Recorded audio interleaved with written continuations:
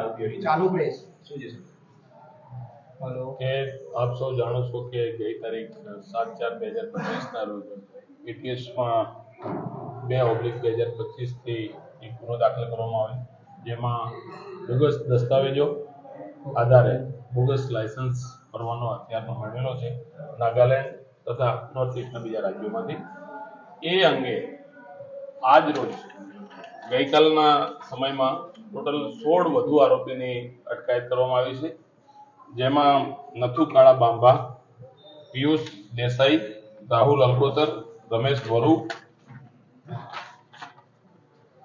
હરી જોગરાણા, જયેશ સરૈયા, કનુ કમારા, મયુર સોંડલા, અશોક કલોત્રા, ભરત અલગોતર, દિગેશ સભાટ, ગોપાલ જોગરાણા, રૂપા જોગરાણા, સતીશ ગમારા, ઉમેશ ગમારા અને વરજાંગ મીરનો સમાવેશ થાય છે.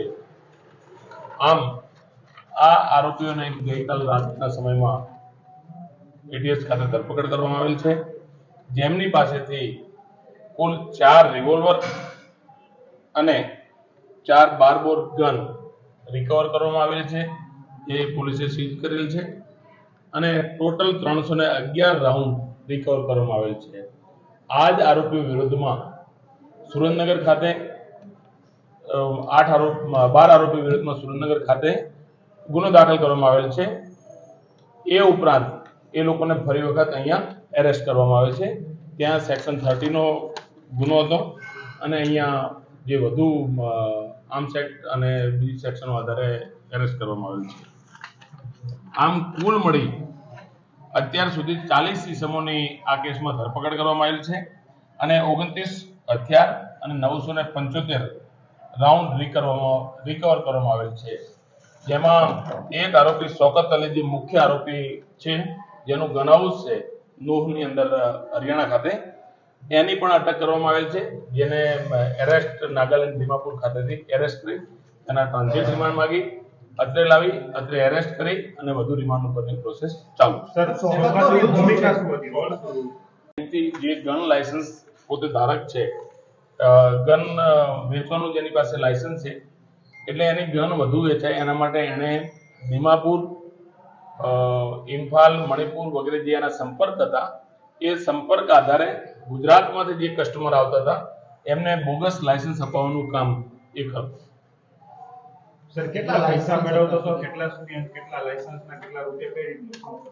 દરેકના અલગ અલગ દાખલા તરીકે જે હમણાં પકડાયા છે એમાં 15 લાખ, 13 લાખ, 10 લાખ, 19 લાખ, 15 લાખ, 1.5 લાખ આ રીતે અલગ અલગ રકમ શૌકતને અહીંના લોકલ એજન્ટો મારફતે શૌકત સુધી પહોંચી. શૌકતના ત્યાં ઘણા સંપર્ક છે.